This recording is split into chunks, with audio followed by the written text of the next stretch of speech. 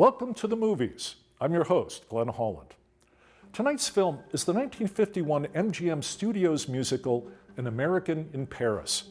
It was directed by Vincente Minnelli from an original screenplay by Broadway librettist and lyricist Alan J. Lerner.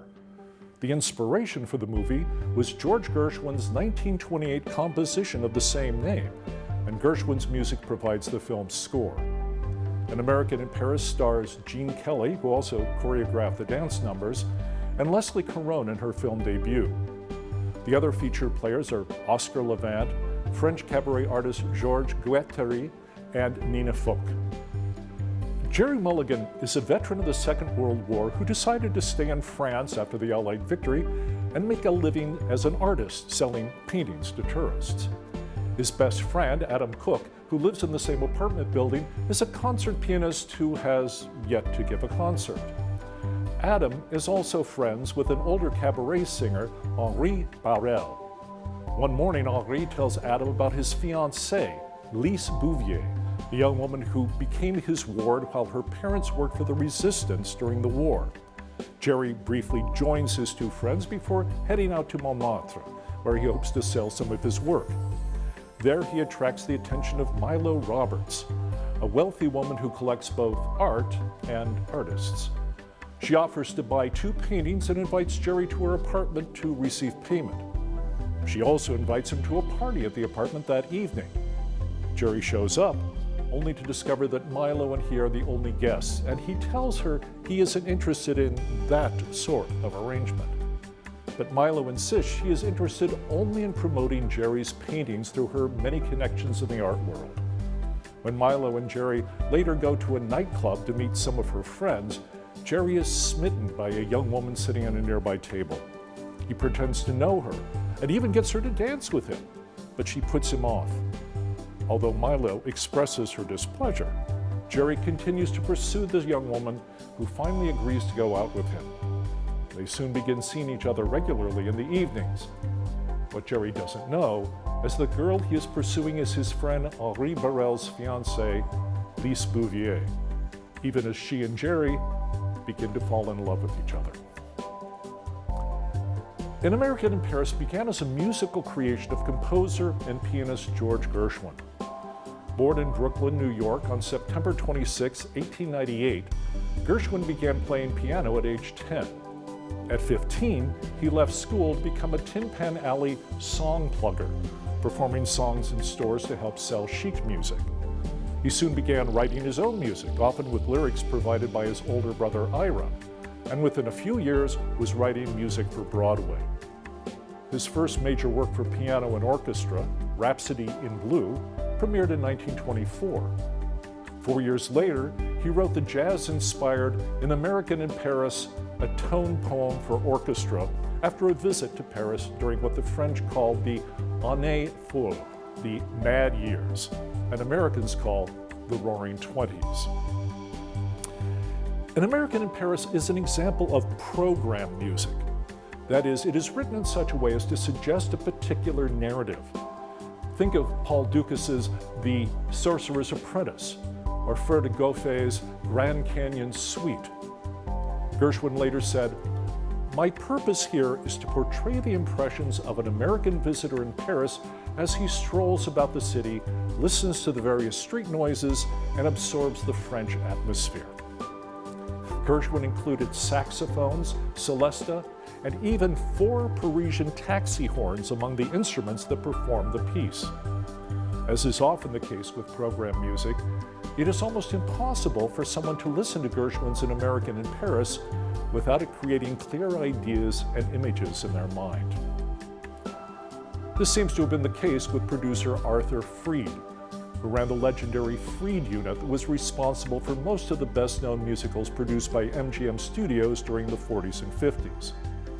Freed approached Ira Gershwin to buy the rights to An American in Paris in 1948, since George Gershwin had died in 1937.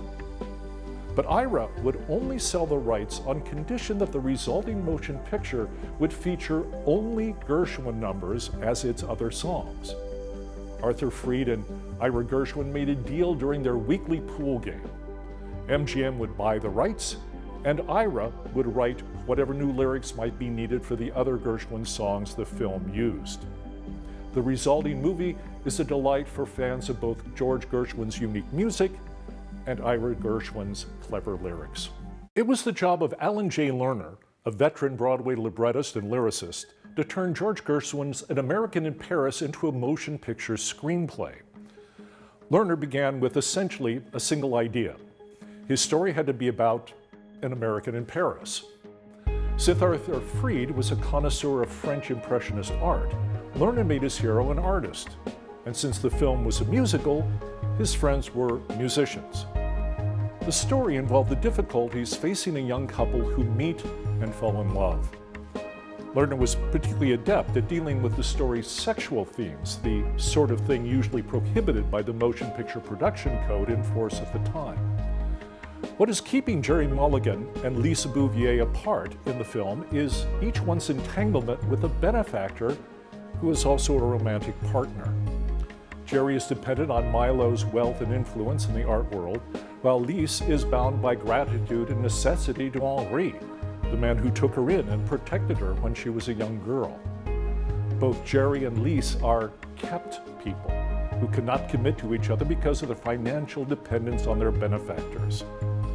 Lerner's screenplay makes this clear without making the problem explicit. Lerner began writing in December 1949 and finished in a single 12-hour session on the night before his wedding to actress Mary Olson, the third of his 8 wives, in March 1950. The film has 2 dream sequences played out to George Gershwin's music: Adam Cook's dream of a concert and Jerry Mulligan's dream of a romance in a highly stylized city of light. In the first, Oscar Levant performs the third movement, Allegro agitato, from George Gershwin's Piano Concerto in F major.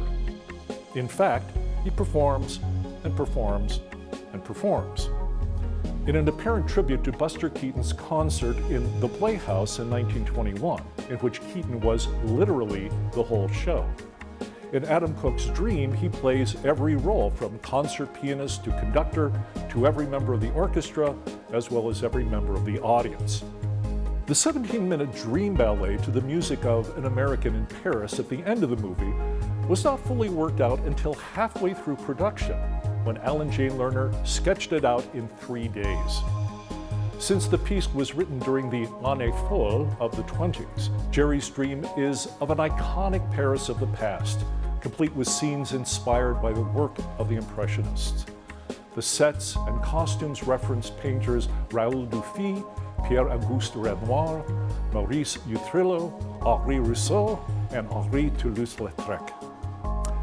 Vincente Minnelli and Gene Kelly wrote in a memo to Arthur Freed, "The decor of the ballet will be its most distinguishing feature as to uniqueness and originality, for each individual scene will be done in the styles of different painters. The ballet visually should reflect an artist's viewpoint, and both the scenery and the costumes should be done as they painted. In essence, the entire ballet is a representation of a painter thinking about Paris."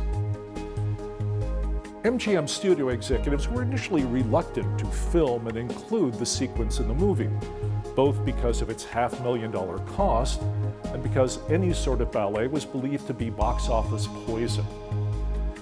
But Arthur Freed appealed to L.B. Mayer, the longtime studio head who was about to retire from MGM. With his support and incoming studio head Dori Sherry's approval, the climactic dream ballet was included. An American in Paris was a critical and popular success. The film was nominated for 8 Academy Awards and won 6, as well as an honorary award for Gene Kelly for his accomplishments as an actor, singer, dancer, choreographer, and director. An American in Paris was the 3rd musical to win Best Picture, and only the 2nd color motion picture to win the award, following MGM's Gone with the Wind in 1939.